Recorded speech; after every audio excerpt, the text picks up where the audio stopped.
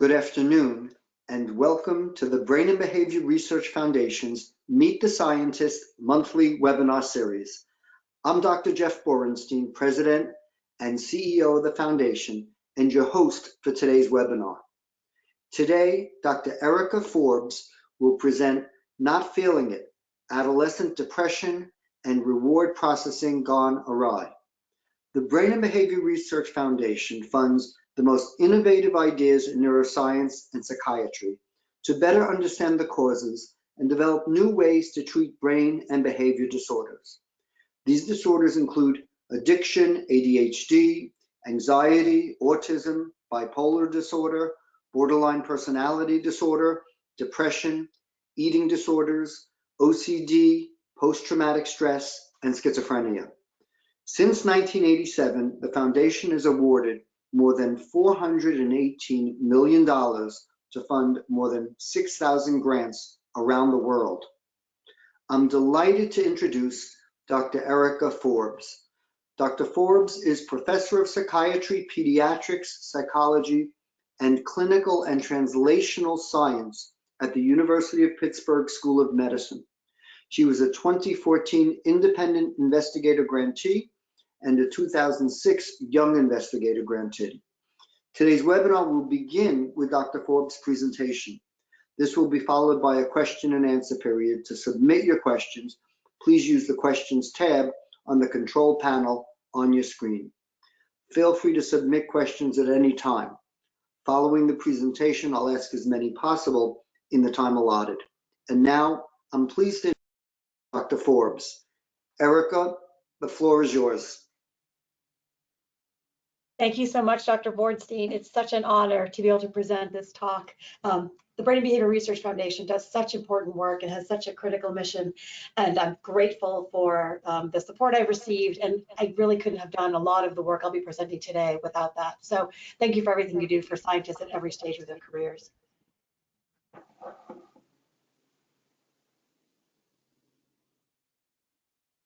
I'm going to be presenting data from across a range of studies and over what's becoming what feels like a long period of time to describe our investigations of the brain's reward circuitry and its role in adolescent depression and related problems.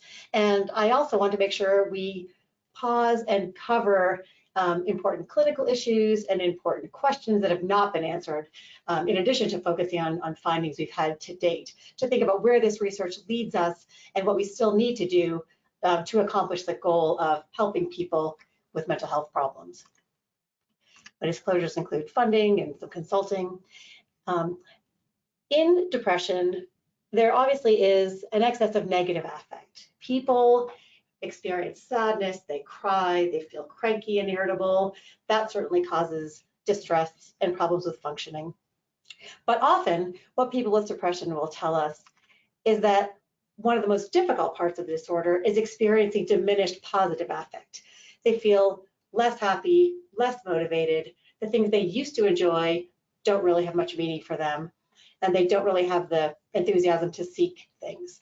For adolescents, this can mean, for good students, for example, it can mean missing the kind of satisfaction of turning in good work or of mastering new skills and knowledge that used to be so valuable to them.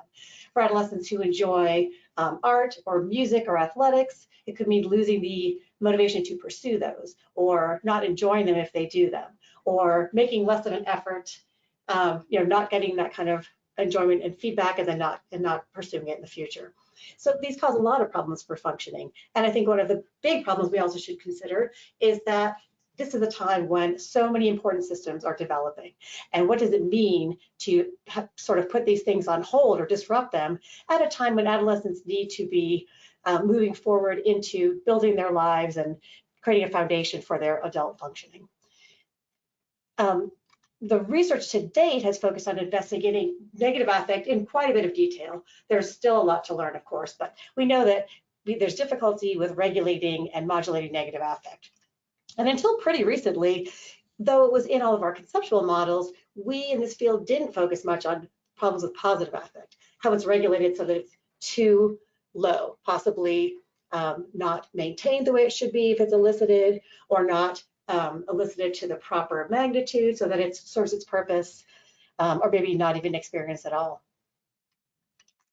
And the signs that positive affect is disrupted in depression include anhedonia, which is a symptom involving difficulty with having motivation to pursue pleasant events or to enjoy pleasant events once they happen.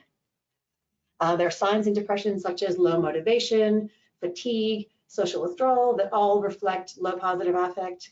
And measuring positive affect can be should be accomplished also through studying mood or kind of one's own experience, behavior, and physiology. And from a neuroscience perspective, it's important to consider reward as part of positive affect in depression. Reward is defined in neuroscience generally as something a person or other animal will work to achieve. So something that has value, something that's going to elicit motivation and effort, and that has some kind of enjoyment and value once it's obtained. This is actually one way that's been that's created a wonderful foundation for studying affective neuroscience of depression, because it allows us to use what we know about reward systems in the brain from this amazing history of preclinical research, particularly on addiction, which has taught us a lot about reward circuitry. So in understanding reward function in adolescent depression, we focused on traditional reward circuitry, especially two regions of this system of interconnected regions.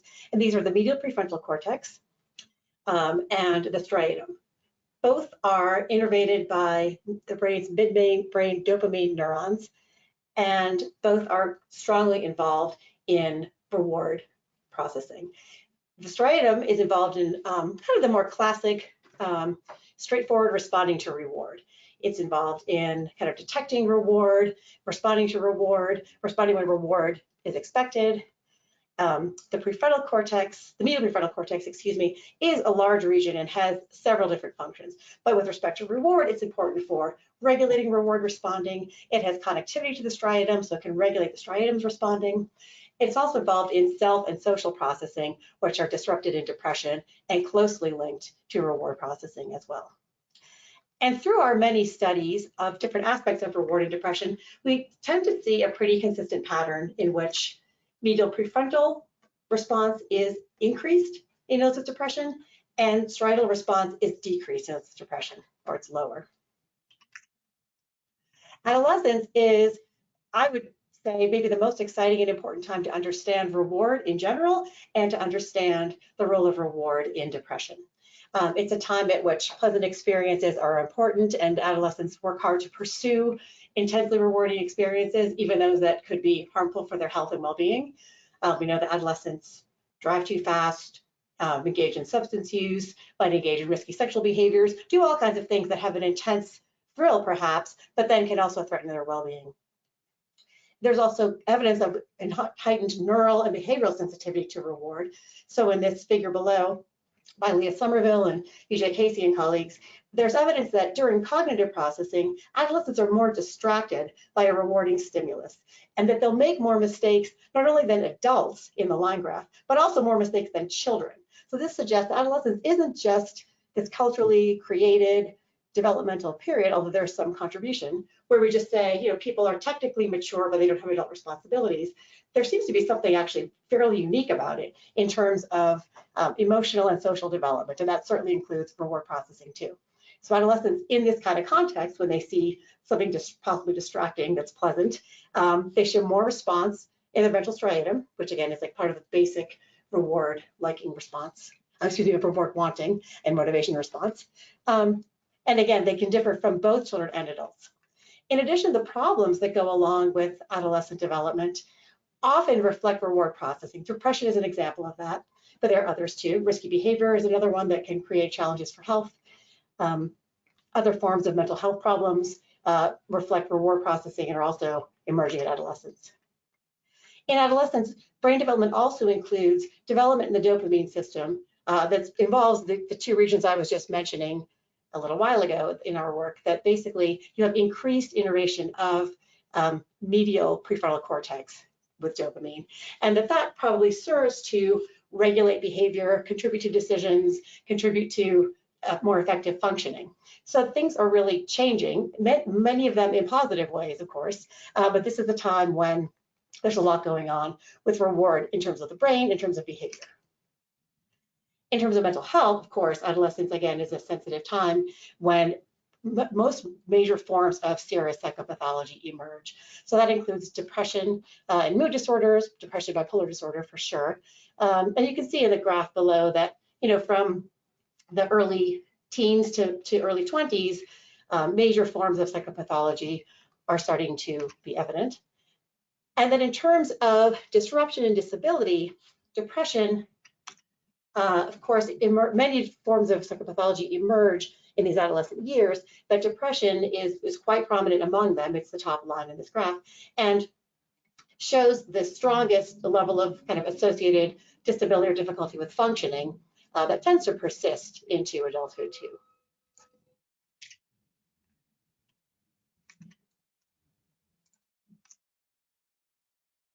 So a question that might occur to you when you're thinking about typical adolescent development and depression and reward is how we understand if adolescents are more sensitive to reward, how would they develop a reward-related disorder like depression? Isn't the problem that they have too much sensitivity, that they're too reactive to reward, that reward drives their behavior to a dangerous extent? In fact, what we would say to that is that these systems are changing, and when they're changing, they're vulnerable. So it could be the case that at this time when sensitivity to reward is changing, the nature of what's rewarding also changes. It becomes more sophisticated, more social, more focused on abstract rewards. And that for some people who are vulnerable, that could maybe make them vulnerable to changes in that system that lead to depression. Another one is how depression itself influences adolescents' brain function and behavior and development. That's usually the opposite, in some ways, in the opposite way we ask the question. So we understand that depression is certainly related to differences in brain function, behavior, development, but how does it actually influence the way things are going for the adolescent? Certainly it disrupts their enjoyment of life, their ability to contribute and do meaningful things now, but how does it influence them down the line? How does brain development change for those who are experiencing depression with all of its, all of its associated effects? And how is that going to relate to like other problems in functioning? So I think it's a question of not just what's happening now, that they are certainly missing the chance to enjoy their lives, to kind of build the foundation of adult life, to do all the things that adolescents are so lucky to experience, the intense social experiences, the pursuit of rewards, the creativity and the kind of idealism and contributions that we see at this time. But again, does it influence the way their brains develop and the way they develop in other domains like social functioning that then would create problems for them? And that's something we really haven't addressed well enough and we need to be able to do. The methods we use include functional MRI in most of our studies. So this is a really simple example of it, but we're studying blood oxygen level dependent response, which depends on blood flow and oxygen use and is only a proxy for neural activity, but it can tell us, as far as we know, when regions of the brain are active.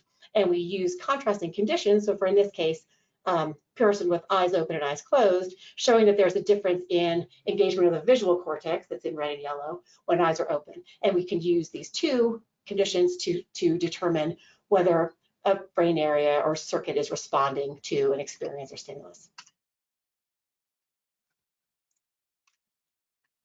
We've worked to determine what's rewarding with the goal of understanding what will tell us about individual differences in reward responding. So we want to know what's universally rewarding. We also want to know what will elicit differences that can tell us who might be more vulnerable to depression, or who's experiencing reward differently now, or who's going to have a different kind of response to treatment. So we want to be able to use rewards that are powerful enough that people will respond differently based on their own tendencies. So the one we use the most is money, which has the benefit of being standardizable. So we can say that giving people $20 today has the same value, to everyone. Of course, our values and our experiences and our circumstances can influence how much money is worth to us. But at the same time, it's sort of objective. It's able to be measured. It can be the same, and it really does work for eliciting the kind of responding and individual differences we want to see. But it's really not the most rewarding reward. Another one that might work better, we think, is social reward. So finding out that, for example, people like you. this is, a pleasant experience for all of us. And it certainly mimics a lot of what young people, what all of us, and including adolescents, but the rest of us too, experience in social media and other settings. But again, that can be a bit removed from like really engaging reward. Achievement or being part of a team are certainly rewarding, and that's something valuable. But the most valuable rewards, and the ones that are most dearly held and the most poignant to all of us, are those that are most difficult to standardize. So feeling a close emotional connection to other people, having intimate friendships and relationships, feeling affiliated, being understood and known by others are immensely important rewards in human functioning, but of course very difficult to create in the lab and present consistently to people, but we try. So the money task we use involves guessing. It's very, very simple. So an example of a trial is that you'll see this cue to make a decision about whether a number is high or low. You find out that you are in this period where the number is being chosen, so you're anticipating whether you might win, and the arrow means that this is a trial where you could win money if you're correct. Then the number is displayed, you get feedback that it was high, so that means if you guessed high, you were correct and you'll get $1, or in some of our studies, $10, it depends. And then you'll just see the crosshair for the next. Very simple, really quite boring, considering what everyone's used to seeing with video games and other things that they use for entertainment. So it's really not that exciting, but it does the trick. So we've used it with over 800 people, from adolescents, young adolescents to adults, healthy people, people with depression, bipolar disorder, substance use disorders, and other populations. And the beauty of it is that it's pretty easy. It's not that exciting, but it's engaging enough, and it seems to reliably activate the striatum and medial prefrontal cortex and other parts of reward circuitry that we care about.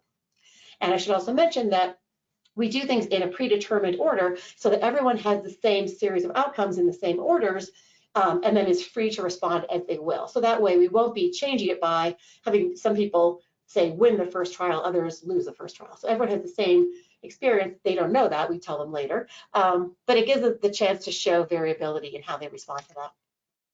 And recently, David Barringer, who is a postdoc in the lab, still at University of Pittsburgh, but has just moved to a different postdoc, had some interesting findings that are now currently being reviewed, but out in bioRxiv, about the reliability of this task. And it's good because it's consistent with the idea that this is a task that can be used for this purpose.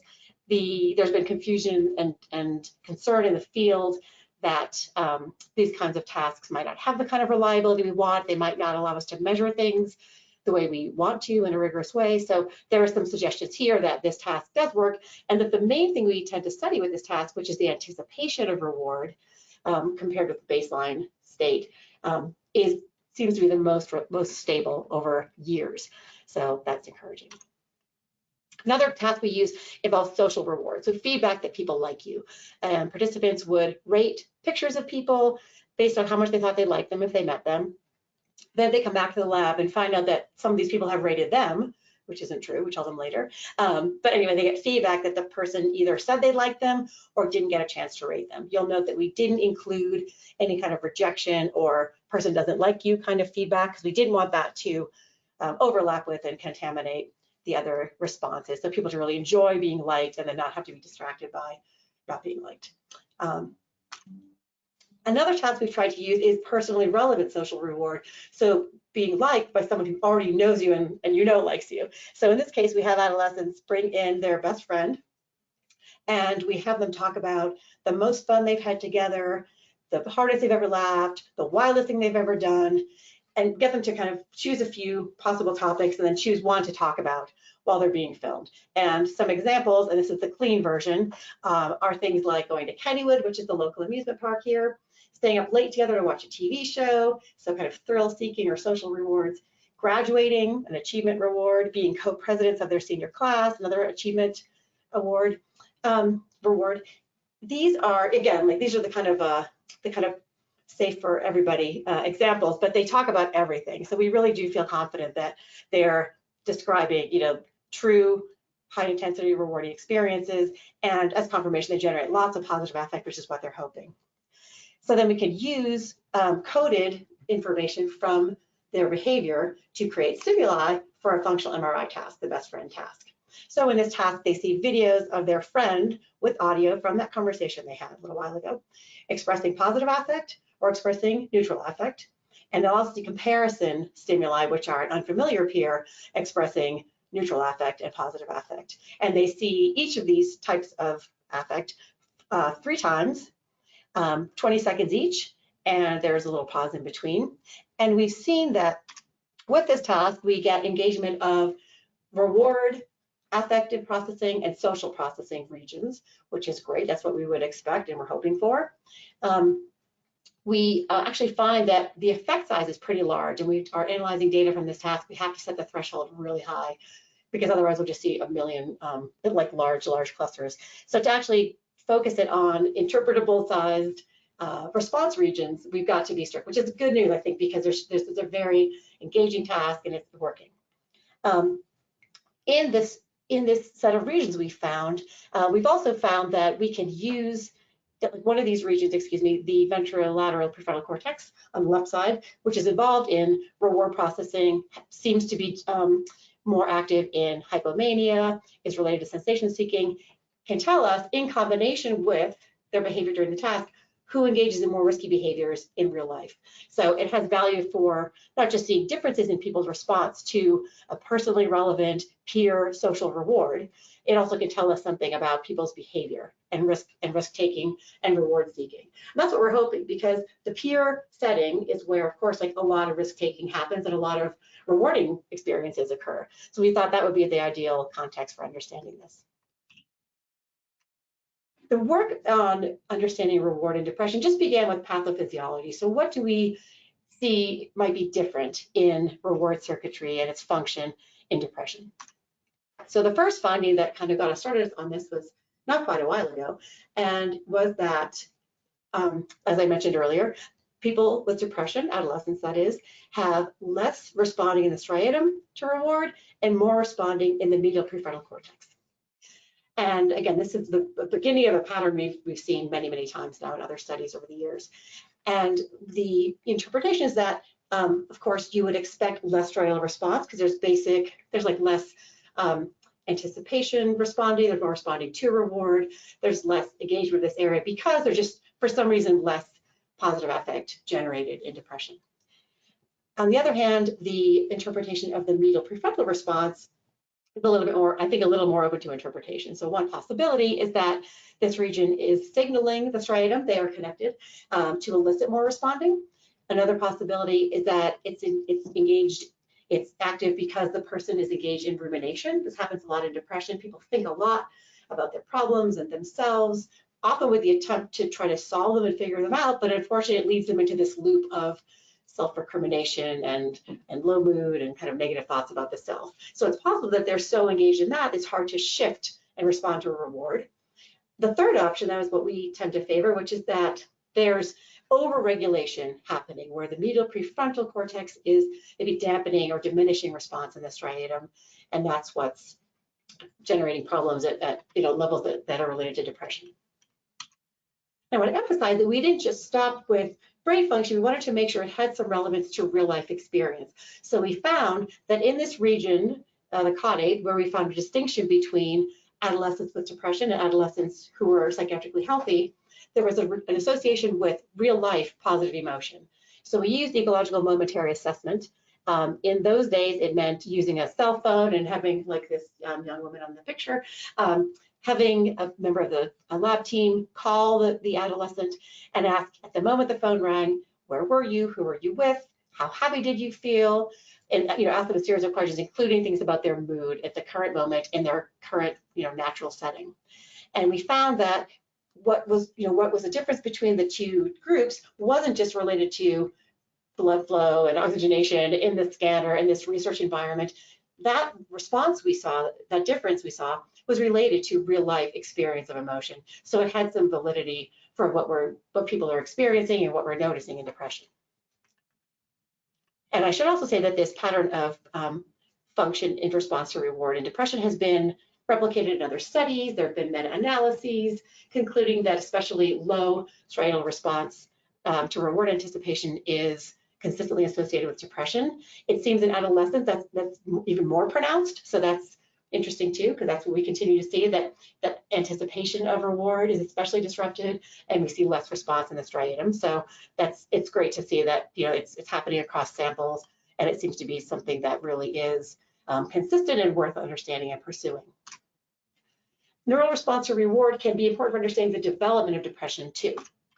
So, for example, Tom Alino, who had been a postdoc in the lab and is now professor at Temple, found that in kids who didn't have depression but were from families where parents had depression, there was a difference in ventral striatum response to reward. They had that pattern that we see in kids who have depression. So they had less ventral striatal response to reward than kids who did not have a parent with depression. And furthermore, there was an association between ventral striatal response to reward and depressive symptoms. And again, these were healthy adolescents. They didn't have depression, but some of them are at risk for it. But in adolescence, we see pretty good level or some variability in depressive symptoms. And if you've known adolescents well in recent times, you can say that that's not surprising. You don't tend to see that as much in adults, but in adolescents who were more or less healthy, not clinically depressed, you'll still see some depressive symptoms. It's not unusual for them to experience them.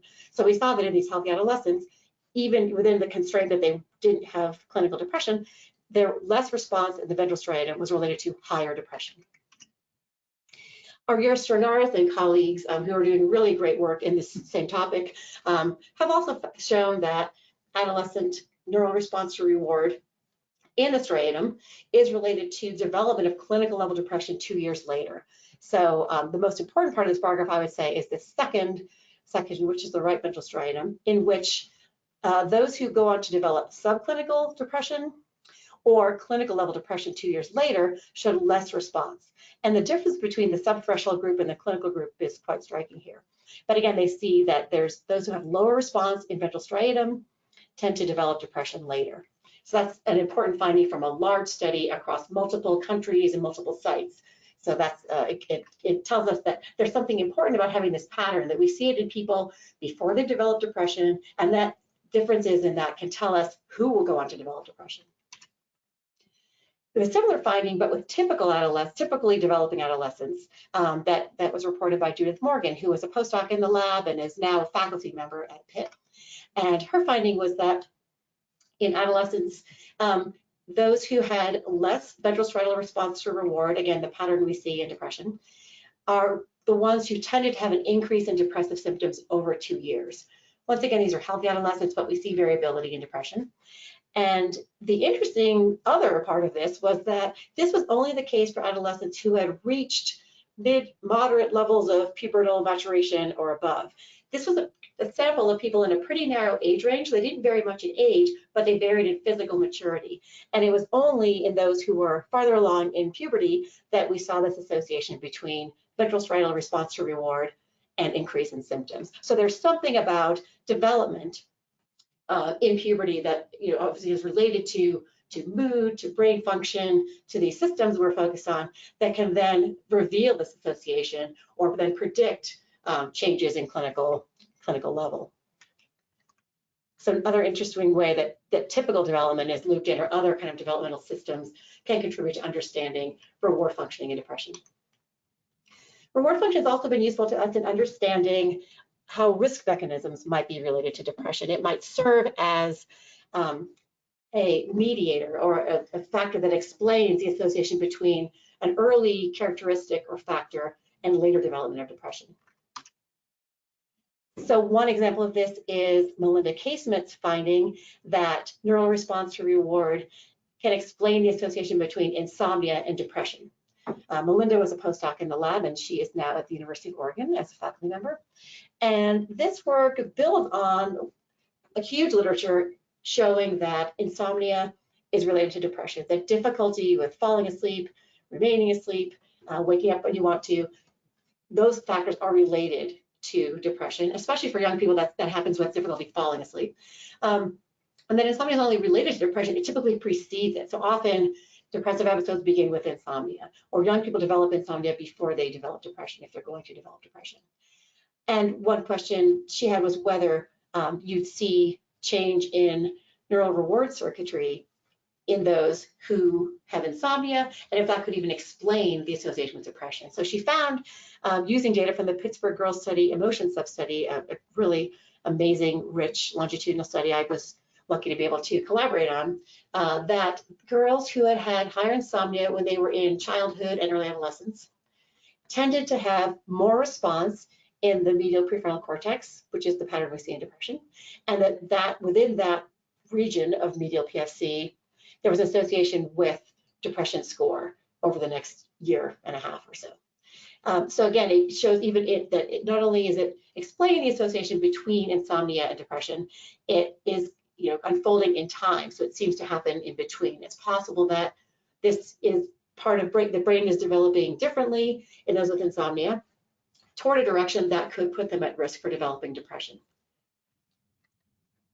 We've seen similar things with low socioeconomic status, for example. So again, there are factors that are important formative experiences, maybe in childhood or early adolescence, that we know are related to depression. And one pathway for this, or one possible explanation for this, is development that's altered in reward circuitry. Kristen Ekstrand, who is now a postdoc in the lab, is doing some really interesting work on understanding disparities in LGBTQ mental health by trying to understand the contributions of trauma, of parenting experiences, of social experiences, and response in reward and social circuitry in the brain. So this example is a very, very preliminary step. She found that differences in response to social reward in sexual minority adolescents, so lesbian, gay, bisexual adolescents, were related to depression. So this group had higher levels of depression than heterosexual adolescents in the same study, and had different pattern, lower response in the temporoparietal junction, which is an area very important to social processing. This is during a social reward task, so there was reward there. There's also an important component of finding out that people like you, how you respond to other people's behaviors and emotions, and there was a lower response in the sexual minority adolescent group. And that furthermore, response in that region was related to higher symptoms of interpersonal aspects of depression. This is very, very preliminary. It's a tiny sample. It's a study that had these data but wasn't designed to test this question. So we are the first to say that this is not the final answer to this, but it does suggest that it's important to understand reward circuitry as a possible factor explaining disparities in mental health, especially possibly in relation to social experiences. So it could be that some people receive feedback that people like them and think they don't really like me, or they wouldn't like me if they knew me, or I really don't dare to believe this, or some other can trigger again responses that are not the typical responses in reward circuitry and social circuitry, and that maybe that suggests who tends to be more liable to depression. So this is something that's being pursued in a couple of other projects right now, and hopefully in some future projects too. Response in reward circuitry has also been interesting in telling us who responds to treatment, or what pattern is related to response to treatment. This has been the case for depression and for anxiety in younger adolescents. I'll give you an example of each. In the first project, this is also fairly preliminary because it was a small sample, we found that adolescents who had depression and were receiving cognitive behavioral therapy tended to have better outcome if they had a more typical looking pattern of response in the striatum and medial prefrontal cortex. So basically they had what we see in non-depressed adolescents, that lower medial prefrontal response, higher ventral striatal response to reward. So people with that pattern at baseline tended to have less severity and lower anxiety at the end of treatment. Interestingly, severity is rated by a clinician, anxiety is rated by the adolescent. So there are two people agreeing that things are looking better. And then furthermore, we were able to model change in symptoms during the treatment because they had reported on depression and anxiety every 2 weeks. So we were able to answer the question and indicate that a faster decrease in anxiety was related to this baseline pattern of more typical looking neural response. So those who had more ventral striatal response, less dorsal prefrontal response, were the ones who had a faster decrease in anxiety over the course of the treatment. Depression, I will mention, also decreased over the course of treatment, but didn't show the variability in the sample to allow us to model its change in relation to baseline brain function. So it supports the idea that treatment response occurs best in those who have kind of a foundation of typical pattern of brain response and maybe compensation for the experience of depression, as opposed to treatment being a process of strengthening in which areas are not responding and they become more responsive or more typical looking in their response with treatment. So it's kind of a step toward answering that question. It also reveals, of course, that there are individual differences among people with depression. These adolescents all had depression, but they had different enough patterns in brain function that we could say which pattern was associated with better outcome, faster response during treatment, for example.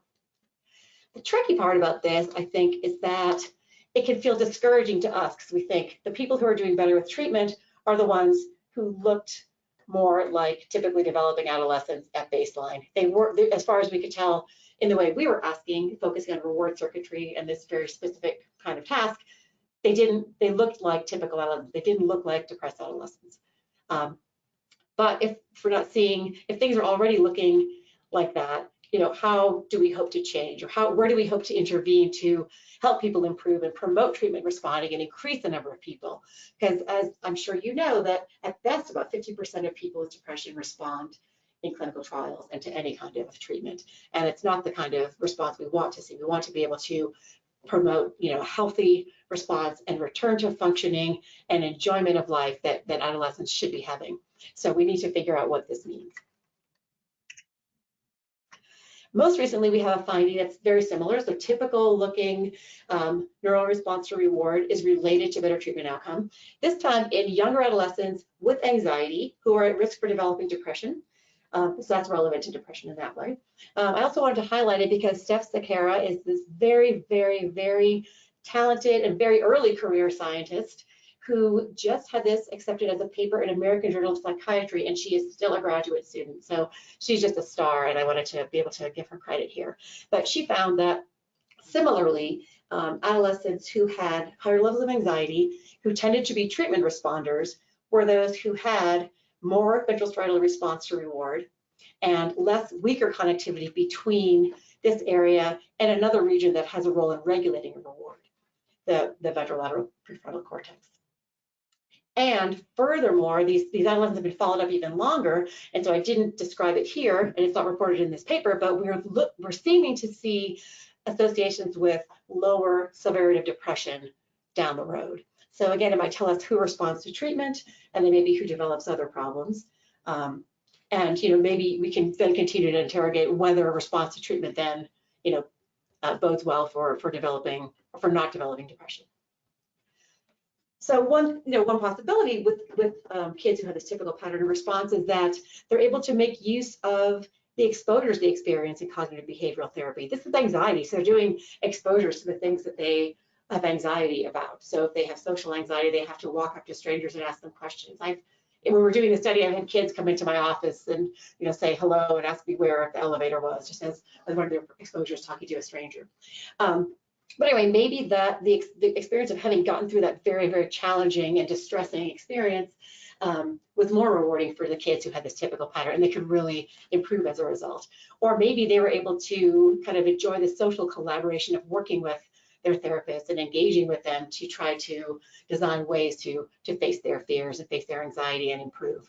It's hard to know exactly what's going on, but once again, it's that the more typical looking brain response was related to better outcome. I want to spend a little bit of time on anhedonia because this symptom of depression is also a symptom of other kinds of serious psychopathology, and it involves difficulty with the motivation for or pursuit of rewards, and also the enjoyment of rewards when they happen. And it's a symptom we know has prognostic value, mostly telling us things that don't look good for the future, unfortunately, but is really meaningful and seems to cut across several kinds of psychopathology. So it could be really important to understand all the different kinds of psychopathology that emerge during adolescence. So there are a lot of clinical issues related to anhedonia, making it even more interesting. So it's a characteristic of those with difficult to treat depression. So for example, in the Tordia study paper that was led by some colleagues of mine here at Pitt, showed that adolescents who had anhedonia had worse outcomes, were less likely to respond, were likely to spend more time depressed in this study of treatment-resistant depression, providing other kinds of treatment options. So that's important to know, discouraging in some ways too. It's related to the onset of clinical level depression. So adolescents who have the symptom of anhedonia without all of the other symptoms, without the full-blown syndrome of depression, are more likely to develop clinical level depression in the coming years. It's related to suicidality. And again, I think we can imagine the difficulty with experiencing emotion, experiencing positive emotion, with feeling like life is worthwhile and that there are things worth engaging in, is not a far cry from thoughts people have when they are feeling suicidal. So it's it's obviously something that's established in the literature, but understanding kind of what that means in the state people are in, I think can give us a chance maybe to understand suicidality, how it develops, who develops it. A really, really critical question right now in mental health research, of course.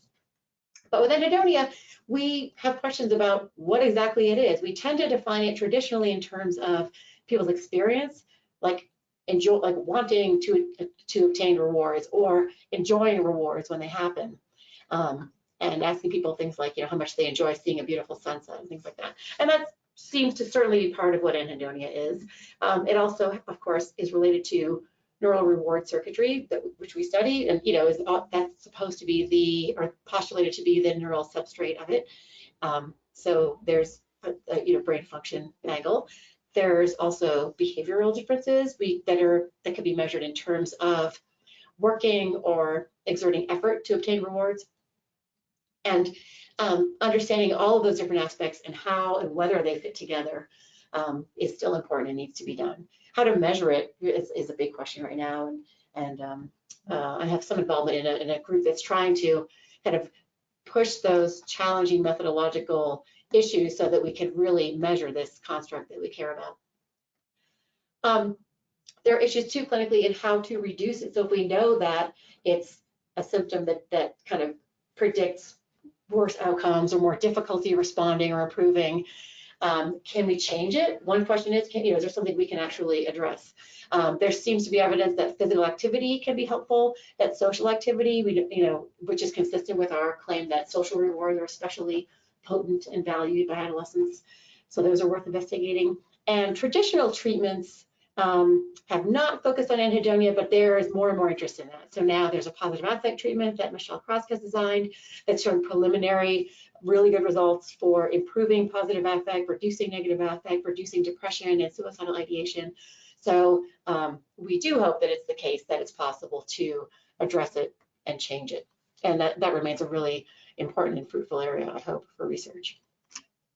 We're trying to address reward processing and related problems like anhedonia through a brain stimulation manipulation right now. So we're using theta burst stimulation, which is kind of shorter and more focused version of transcranial magnetic stimulation to target this circuit that we keep seeing is disrupted. So our goal is to see if we can change dorsal medial prefrontal cortex functioning, increasing it or decreasing it. So we're using different conditions, and seeing whether manipulating it can then influence connectivity with ventral striatum and maybe even influence things like mood. This isn't a clinical trial. We're not trying to use this as a treatment. We're actually just measuring short-term responding. So in the up to 50 to 60 minutes after experiencing theta burst stimulation, do people have a change in mood? Do they show a change in brain function?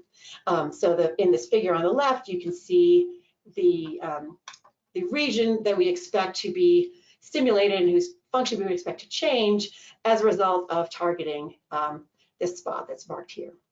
And we chose that based on our research findings on regions of the dorsal medial PFC that are implicated in depression. So here's an example, and whose connectivity with ventral striatum is associated with anhedonia. And so that's in this lower connectivity figure. So we're hoping that we might be able to understand something about changing this circuitry, or at least changing this region, and see whether that has any implications and could have some value for the future. It's pretty interesting and pretty challenging, and amazing to think that we can use a magnetic technique that's non-invasive and that is just placed on the scalp and can change function nearby. So stay posted, stay tuned, and I will hopefully have results on that for you sometime. So the next steps, I think, are always interesting, but I feel like sometimes we can never advance things fast enough. We can never push things forward. We can never get enough knowledge and have enough clinical translation to feel satisfied. That's a good thing because that motivates us. So the next steps, I thought I'd first summarize what we have and get into future directions. So important things to remember are that adolescent depression is related to altered function in the brain's reward circuitry. Hope I've showed you that, and I think that that can be also shown by lots of other studies on similar topic. Adolescence is a sensitive developmental point for depression and for reward function. It's not a surprise that both of these things are changing and very noticeable at this point in the lifespan, and that they're related to each other. And we hope that by addressing depression, either preventing it or treating it, we'll be able to restore a typical experience of reward function and reward behavior. Altered reward circuitry seems to have prognostic clinical value. And reward circuitry can be a mechanism through which risk factors influence the development of depression. So, for example, we've seen that insomnia or socioeconomic status might be related to depression through changes or possible influence on the brain's reward circuitry. I wanted to mention a couple of in-progress findings. I didn't want to present any unpublished data, but also wanted to give you a little bit of sense of what else is going on currently. And this is where we get to match the promising early career scientists with their findings. But just to give you a quick sense of things, one finding that Neil Jones in the upper right has been working on is whether ventral striatal response to reward fluctuates with severity over time. So we know that at the same time point, people who have higher depressive symptoms tend to have lower ventral striatal response. Is not going to be the case as depressive symptoms wax and wane. So he's working on that. Kristen Ekstrand, who's on the upper left, is continuing to pursue how ventral striatal response might explain disparities in development depression in sexual minority youth, and then also whether it might interact with experiences like social experiences like victimization to predict depression. Joe Beanie, who's on the lower right, has done some really nice computational work defining connectivity patterns during reward processing and determining that we can, in at least one of our studies, sort people into groups that differ in level of depressive severity, and that also the strength of these connections can also predict anhedonia, it seems, even above and beyond clinical factors and demographic factors.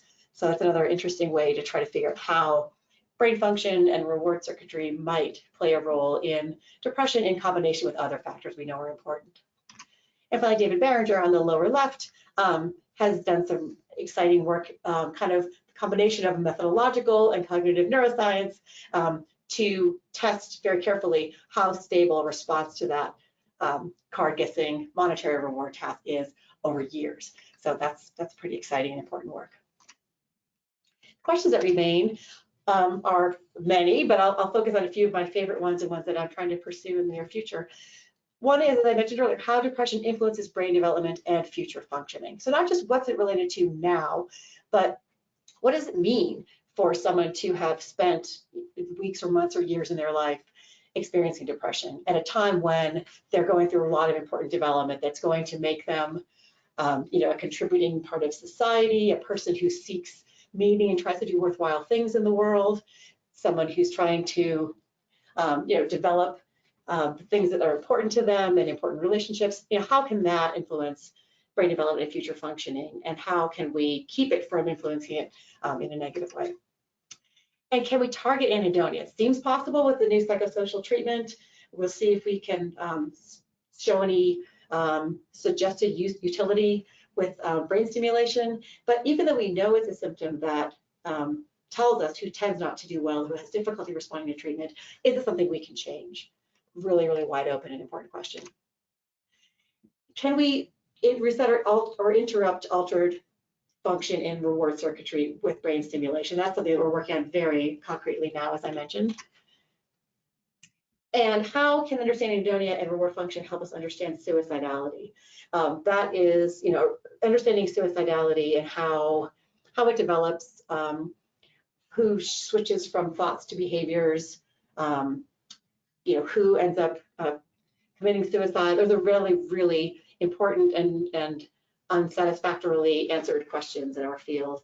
And in addition, it's especially critical in adolescents and young people because rates are high right now, rates have gone up. So we want to understand how reward function, how anhedonia, how social functioning, which is connected to both of those, might contribute to suicidality. So we're planning some future work on this topic.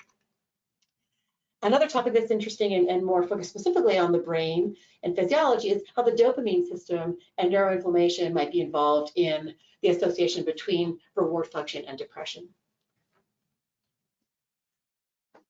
Dopamine is critically involved in reward learning, and in motivation for obtaining a reward.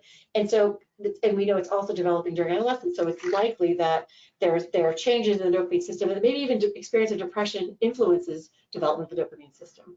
Similarly, the immune system is developing during adolescence, and there are models that propose that the association between neuroinflammation and depression occurs through changes to dopamine function. So it's important to understand how all of these fit together.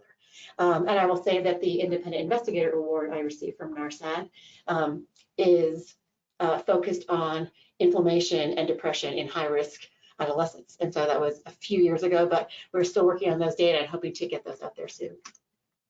I want to thank the many, many people who helped do the studies, inspire the studies, mentor me, collaborate with me.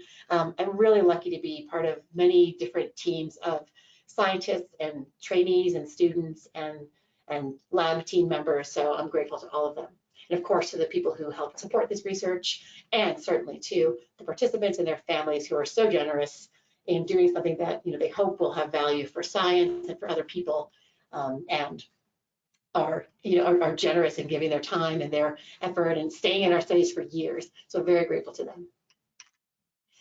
Just wanted to leave you with a couple of parting thoughts. First, anhedonia deserves greater attention in investigations of depression and reward circuitry. I think I've tried to make that point pretty strongly. A really pressing issue in our field is to figure out how to promote resilience. So we know risk factors for developing depression, for example, but how do we counteract those? Or what characterizes the people who, despite those factors, go on to healthy pathways of development and can thrive despite the odds against them? And if we can understand that better, how can we use it to promote healthy functioning and healthy development in people who have those factors? And also, we also recently published a conceptual paper on this in biological psychiatry, cognitive neuroscience, and neuroimaging. So that's something that we thought a lot about recently. And then a large, big picture thought, which is that we should strive to help adolescents with depression pursue and enjoy rewards. It sounds obvious, and we want them to feel better and to not experience depression and to get back on track with all of the things in their life that are not going as they should because they're depressed. But we want to be able to enjoy themselves. This is a time when they should be pursuing reward. They should be doing somewhat foolish things with peers. They should be having the chance to explore and take chances and take risks, because that's part of this time of life. It is part of the amazing, kind of creativity and activity and generativity that occurs now, that then, sets the stage for later adult functioning. So I want us to keep that in mind as our goal, not just to reduce suffering now, which is very pressing, but also to think what this means in a larger way. Thank you very much, and I'll be happy to answer questions. Well, Erika, I just want to say thank you for the work that you've done and for just an excellent presentation. And in addition to the science and the facts, and I'm going to ask you a question in a minute, I just want to point out what you so clearly pointed out, which is the importance of mentoring. And you thanked your mentors, and you also thanked your mentees. And we heard from you the success of former postgrads in your lab and of current postgrads and even a grad student getting published in a prestigious journal. So thank you for sharing that with our audience also. It's so important to science.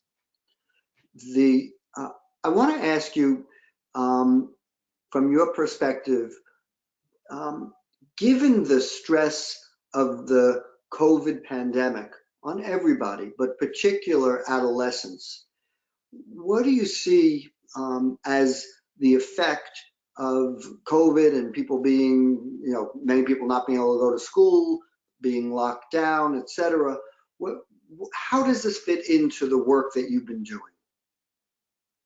Actually, so I actually have a slide. So if my screen is still up, I can show that, but if not, I'll just describe it.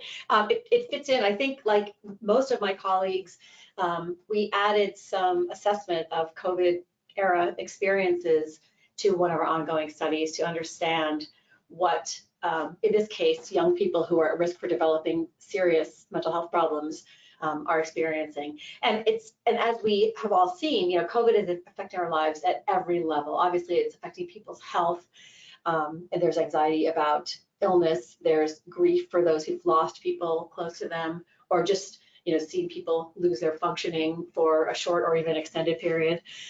But of course, like you said, it has consequences for functioning and mental health. And some have described this as a mental health pandemic. So we have this virus pandemic happening, but there's another kind of pandemic that's occurring, and that people seem to be developing kind of experiencing depression at higher levels than they do with other kinds of illness. So it's not unusual for people who experience illness to experience some depression. But the people who are having that experience with COVID are a greater proportion of the people who've had COVID than it would be true with, say, with like with the flu or like other illnesses. So that's concerning.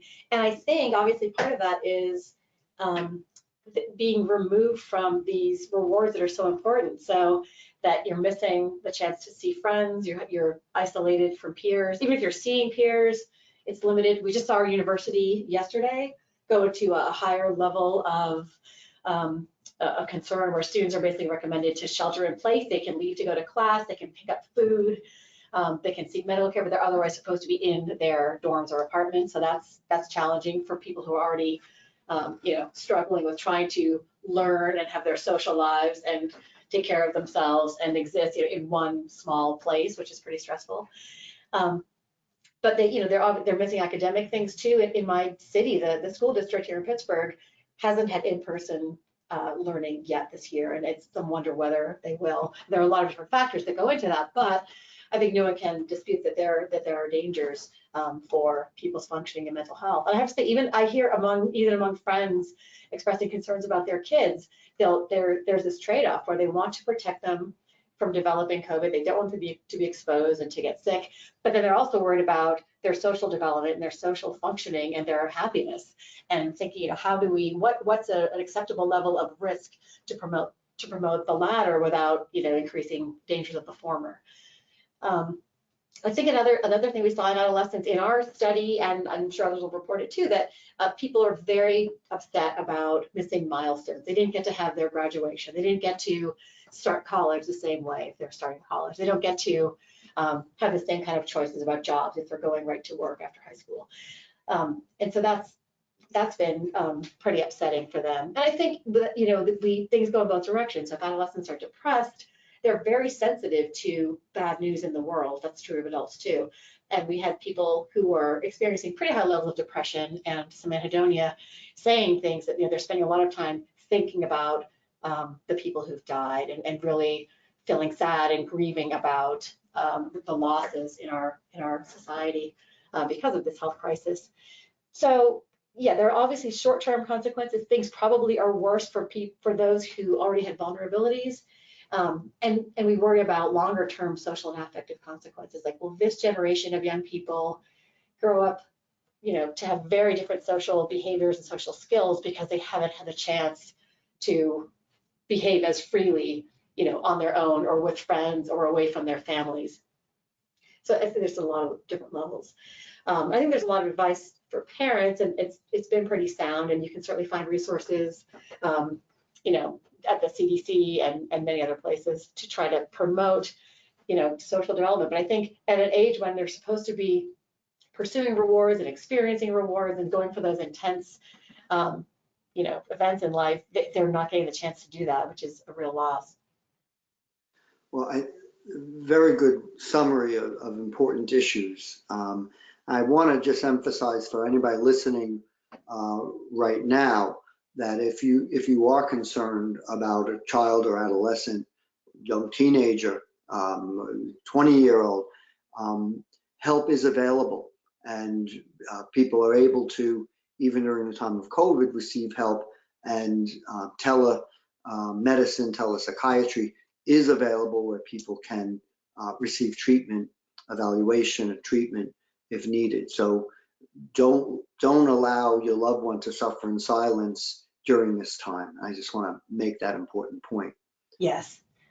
I think people are finding a lot of support in non-traditional kinds of treatment. So I think, yeah, so exactly, telemedicine has worked really well for a lot of people, and it's very important to have that source of help. Yeah. Erika, I want to again thank you for all that you do, all that you will do, and thank you for an extraordinary presentation today. Thank you so much for having me. Good, thank you. I also want to thank everybody who joined us today.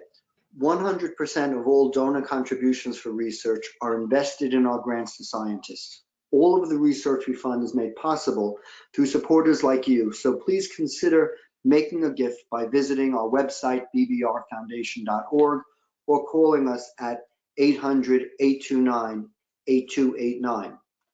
This webinar has been recorded. If you've missed any portion or would like to share it with family and friends, please visit the events and webinars page on our website.